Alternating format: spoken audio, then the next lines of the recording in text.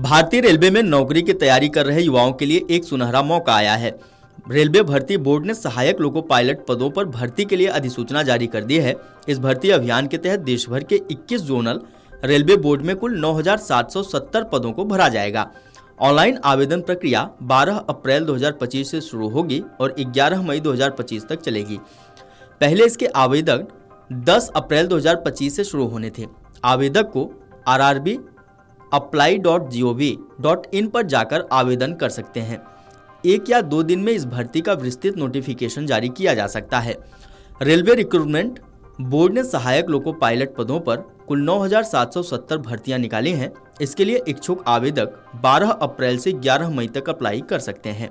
इन पदों पर अप्लाई करने से पहले से उम्मीदवारों को 10वीं पास होना जरूरी है। इसके साथ ही मान्यता प्राप्त संस्थान से संबंधित ट्रेड में ITI प्रमाण पत्र होना चाहिए या अभ्यर्थी के पास मान्यता प्राप्त संस्थान से इंजीनियरिंग डिप्लोमा या डिग्री होनी चाहिए।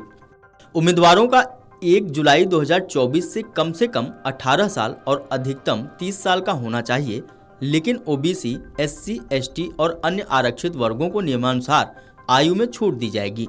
इन पदों पर अप्लाई करने के लिए जनरल और OBC कैंडिडेट से 500 रुपए की फीस ली जाएगी, जबकि SC, ST, महिलाएं, पूर्व सैनिक, आर्थिक रूप से कमजोर वर्ग के लिए 250 रुपए फीस है। इसमें इच्छुक उम्मीदवार RRB की आधिकारिक वेबसाइट पर जाकर आवेदन कर सकते हैं। जोन के अनुसार RRB वेबसाइट की लिंक अलग होगी, इसलिए उम्मीदवार को अपने जोन की RRB साइट पर जाना होगा। सिलेक्शन के लिए कैंडिडेट को 4 प्रोसेस से होकर गुजरना होगा। इसमें CBT 1 यानी प्रारंभिक कंप्यूटर आधारित परीक्षा, CBT 2 मुख्य परीक्षा, CBAT यानी कंप्यूटर आधारित एप्टीट्यूड टेस्ट और फिर आखिर में डॉक्यूमेंट वेरिफिकेशन और मेडिकल शामिल है। नोटिस में RRB ने यह भी कहा है कि इस भर्ती के लिए 18 से 30 वर्ष तक के युवा आवेदन कर सकेंगे। उम्मीदवार ऑनलाइन आवेदन भरते समय आधार का इस्तेमाल करके अपने प्राथमिक विवरण वेरीफाई करें, जिससे गैर आधार सत्यापित आवेदनों के लिए भर्ती प्रक्रिया के प्रत्येक चरण में विशेष विस्तृत जांच के कारण होने वाली असुविधा और अतिरिक्त देरी से बचा जा सके। आधार का उपयोग करके सफल सत्यापन के लिए आधार के नाम और बर्थ डेट को 10वीं कक्षा सर्टिफिकेट में उपलब्ध पूरे नाम और जन्मतिथि के साथ 100% मिलान करने के लिए अपडेट किया जाना चाहिए।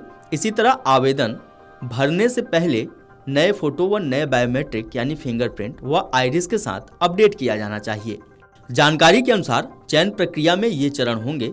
पहले चरण CBT यानी कंप्यूटर बेस्ड टेस्ट, दूसरे चरण में भी CBT और तीसरे चरण में कंप्यूटर बेस्ड एप्टीट्यूड टेस्ट और फिर डॉक्यूमेंट वेरिफिकेशन होगा। ALP पदों पर भर्तियों के लिए 2 चरणीय परीक्षा फर्स्ट स्टेज CBT और सेकेंड स्टेज CBT कॉमन होगी। फर्स्ट स्टेज CBT में सफल उम्मीदवारों को ही सेकेंड स्टेज CBT के लिए बुलाया जाएगा। सेकेंड स्टेज CBT पास करने के बाद कंप्यूटर बेस्ड एप्टीट्यूड टेस्ट देना होगा। फर्स्ट और सेकेंड दोनों ही स्टेज में नेगेटिव मार्किंग होगी। प्रत्येक गलत उत्तर के लिए 1/3 अंक काटा जाएगा। कंप्यूटर बेस्ड एप्टीट्यूड टेस्ट में कोई नेगेटिव मार्किंग नहीं होगी। जानकारी के अनुसार पहले चरण में कंप्यूटर बेस्ड लिखित परीक्षा 1 घंटे की होगी, जिसमें 75 प्रश्न पूछे जाएंगे।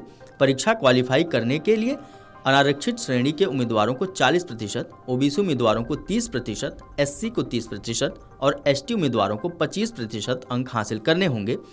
इस टेस्ट में आपको न्यूनतम अंक लाने होंगे, नहीं तो आपको यहीं रोक दिया जाएगा। आगे प्रक्रिया में आप शामिल नहीं हो सकते।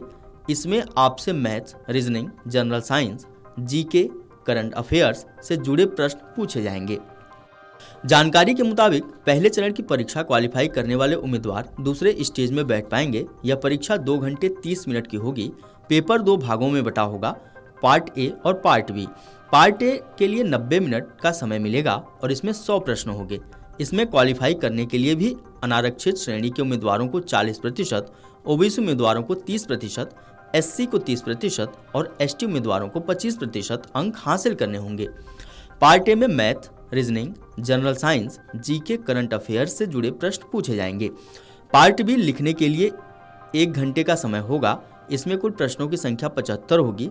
पार्ट B क्वालिफाई करने के लिए सभी श्रेणी के उम्मीदवारों को 35% अंक हासिल करने होंगे। पार्ट B में ट्रेड सिलेबस के प्रश्न पूछे जाएंगे। तीसरा चरण दूसरे चरण के पार्ट A में प्रदर्शन और पार्ट B में क्वालिफाई करने वाले उम्मीदवारों को इसमें बुलाया जाएगा। इस चरण में सभी वर्गों के उम्मीदवारों को कम से कम 42 नंबर लाने होंगे। किसी प्रकार की छूट नहीं होगी। आखिरी चरण डॉक्यूमेंट वेरिफिकेशन का होगा। Video desk amarujala.com। अगर आप ये वीडियो YouTube पर देख रहे हैं तो हमारे चैनल को सब्सक्राइब कर बेल आइकन दबाएं और Facebook पर देख रहे हैं तो हमारे पेज को लाइक करें। 8 मिलियन प्लस सब्सक्राइबर, आपके इस भरोसे के लिए बहुत धन्यवाद।